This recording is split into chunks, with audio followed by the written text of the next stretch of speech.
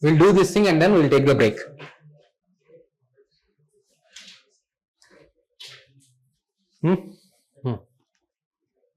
So see, so this was last month. Our Indian Prime Minister visited when the Namibia, when he got this award, okay, civilian award, Order of the Most Ancient Welwishia Mirabilis. So sometimes it will come in the news. What is this?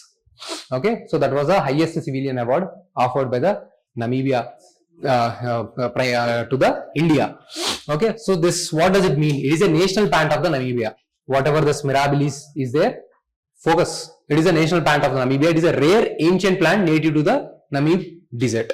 Okay, so when we went there, so we have signed these two things. So they are the first country in Africa to sign that UPI agreement with India. So they are participating in this digital payments of India. So this basically this is a kind of tech diplomacy. So what do you mean by the diplomacy? It is an act to make other people to do certain things in a peaceful manner. So it is not using a kind of power. Basically, you have some kind of arrangement through, like say, it can be economy, it can be technology. So through those soft means, you are making people to do as per your requirement. Now the technological integration is happening. So there will be more tendency for, suppose in the future, some kind of IT project India wants, Africa they want project. Already some kind of technological collaboration is there. There would be very high chances they might offer it to the India rather than other country. So this is called tech diplomacy. So that's the reason why are we promoting wherever we go UPI. In the South America also we have done this thing. Even in the Southeast Asia we are doing this thing. So this way it can build the economy. Okay. So with the Africa, basically the other countries way of approach is, okay, they will try to extract the resources, especially whatever the iron, coal. This Africa is known for very good resources, especially uranium, which India is lacking. Copper, cobalt, diamond, gold. So all these things. So diamond is also in the news. Why diamond is in the news? Because we export diamonds, especially after doing those processing and all final output, the diamond, we export it to the USA, and USA has imposed hefty taxes on this. And our industry is suffering in the Gujarat. Many people have lost jobs. So that's why diamond is in the news. We export diamond. Okay. Now diamond is rich in these countries, African countries, especially the number one country known for the diamond is Botswana. Already UPSC has asked the question on this. Botswana is diamond. So why are we more concerned with the Namibia is they are known for the uranium. Especially these desert countries are also known for the copper. Whenever there is copper is there, along with the copper, cobalt will also be available. This is not rule, but most of the times it is true. Usually in the dry areas, like say even in our K3 mines, Rajasthan area, copper is available. So whenever there is a copper, associated cobalt will also be available. So we are importing copper. Copper is a good conductor of the electricity and we use it in the electronic appliances. So we need copper, but we do not have sufficient copper. So that's why from the resource point of view, these countries are important for us. But however, our approach, like say, I think I have posted, that is the different area. I have in the there was an article, India is talking about the engagement with Africa. There, the article mentions where our PM said, we want to build together. So that is a very important line. This is our strategy. This is our approach. We want to build together. We don't want to compete. Let's grow together. So Africa is struggling. That is a new developing country. They also want growth. They also want development. There are also people, young people like you, who also want to grow, who also want to earn income, do money, make money. Okay. So India is sending the message, we are not here to exploit you. Take away our resources. And what generally happens, what this countries like say what has happened with India, they take the raw materials from here. They will take up the iron and then finally they sell the finished products using the steel in these items, electronic items, and they are sending you the steels. Now we are determined in the Independence Day speech, we said we are making sure we are making operationalize our first semiconductor plant. We do not have those things. During 1980s and 1990s time period, we were lagging. So that's why 1990s time period, we got somehow the opportunities to develop the IT companies. If we had lost that bus also, currently we used to suffer a lot. But somehow on the industrial sector, we couldn't do much, but on the IT sector, we have done.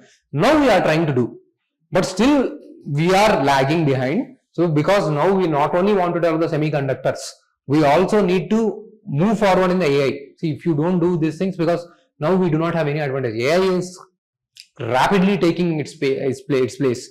I'm sure within 5-10 years there will be huge transformation. And how can masses can acquire that level of knowledge? See, in India, if I take digital board and also provide the soft copies, even all students will find difficult.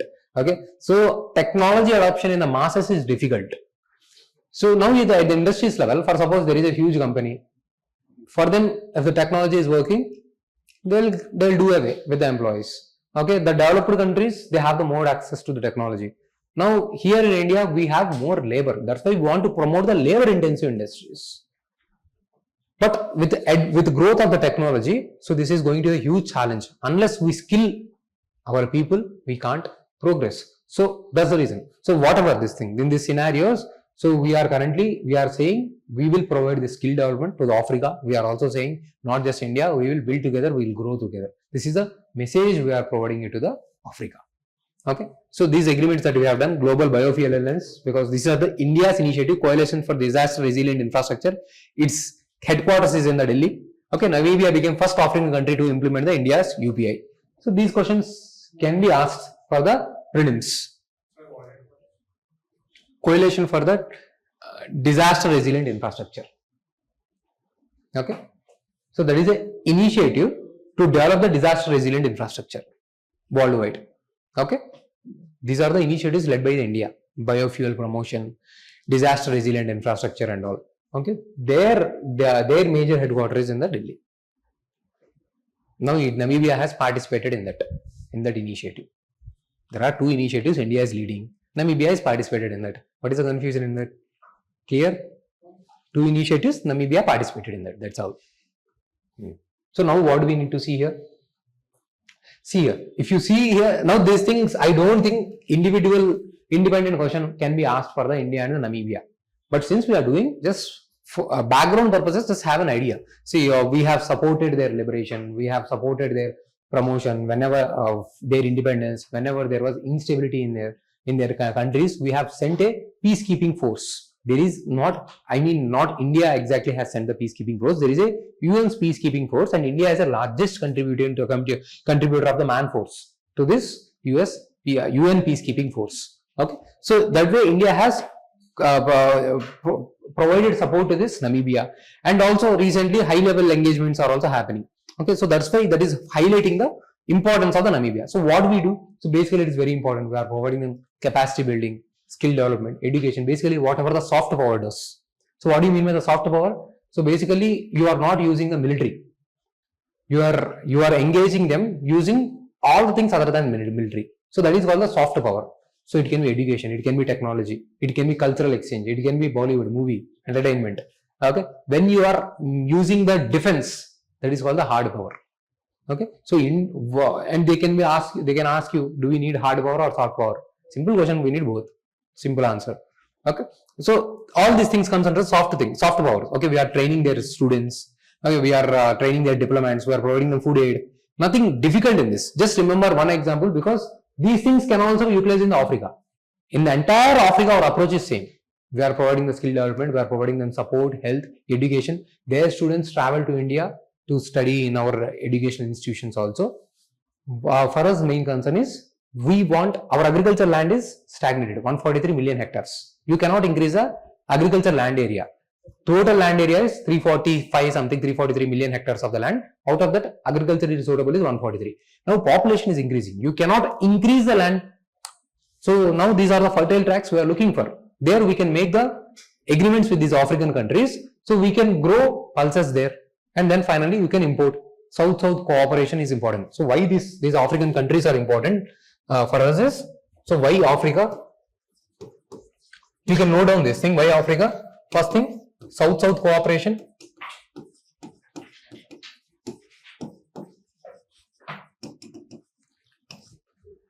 So basically, developed countries, now they are going to put pressure. Like say recently USA, they are imposing taxes, tariffs on this. So there has to be voice of the developing countries also. When we say South, it is not Southern Hemisphere. Okay. When we say South, we are talking here about is the developing countries concern. Previously, there used to be a non-alignment movement during the 1960s after the Bandung Conference. there was a Cold War happening during that time. After the World War II, Cold War started. So there were only two poles. Okay, there were two poles. Like, so just I'm adding you one additional thing. So to explain that thing. So in the Cold War, it is a ideological war. Ideological war. So there was no direct war. No wars and weapons have been utilized. It is a ideology, communist ideology and the capitalistic ideology. Okay, communism and the capitalism. The war was never fought directly. Not fought directly, but fought on the lands of other countries. For suppose, in the Vietnam, not Ukraine. The Ukraine is a recent one.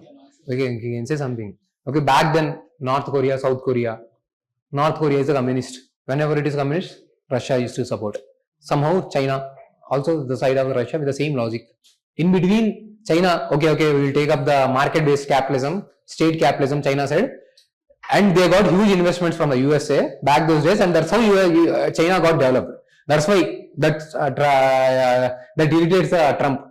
They got developed by us, and now they are questioning us only. Okay, we have not opened our markets during 1980s. We were following the protectionist policies. China opened the market because they have focused first initially on agriculture. Through strong state policy, they have gone for this, what do we say, cooperatives. They have pushed the cooperatives through the state force.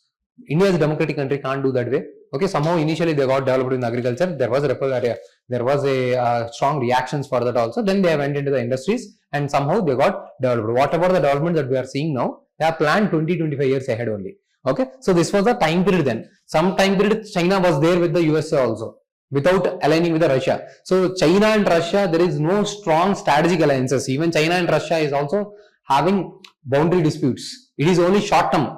Currently, it is setting them. So RIC, it is not suitable going to happen in the long term. Okay, as of now, because of the circumstances, there is alignment only.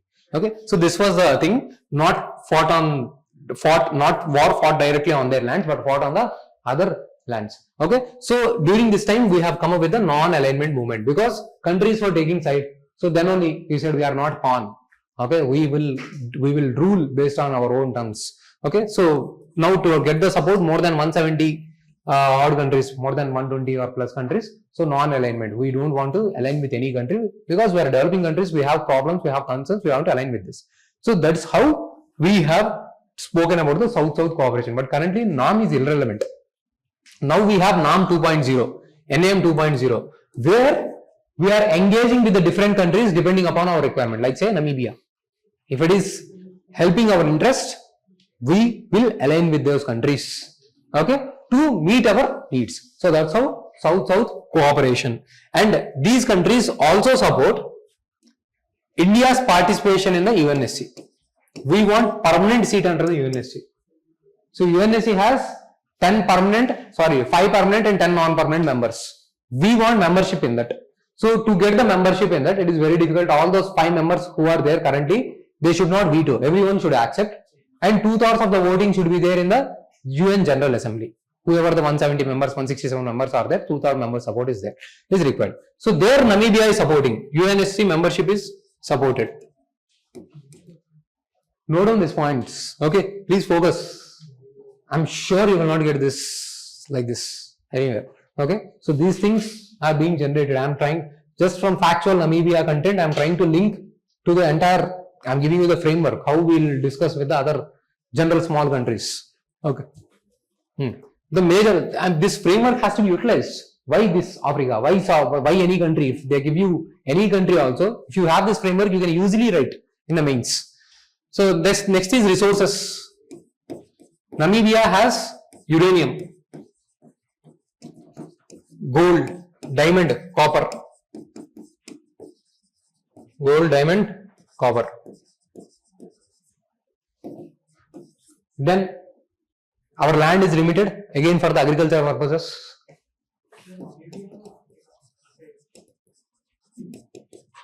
Totally that is desert. It is not that suitable for the agriculture.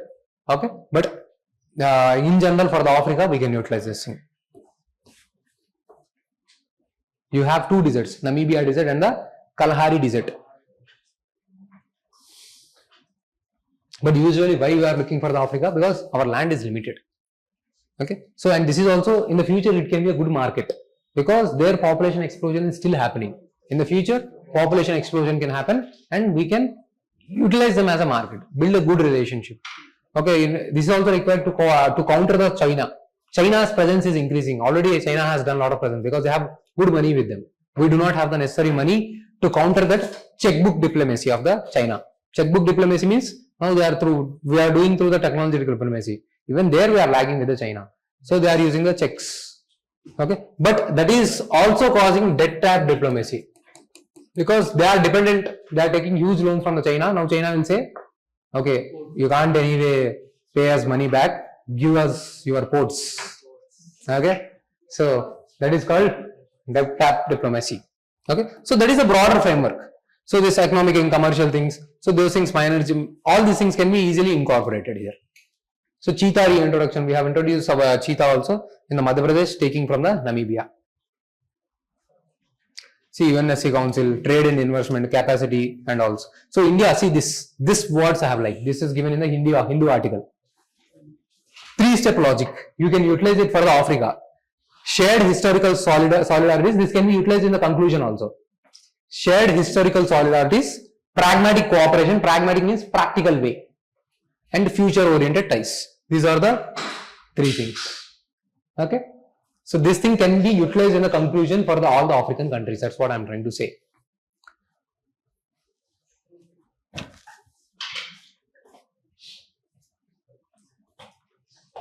Okay.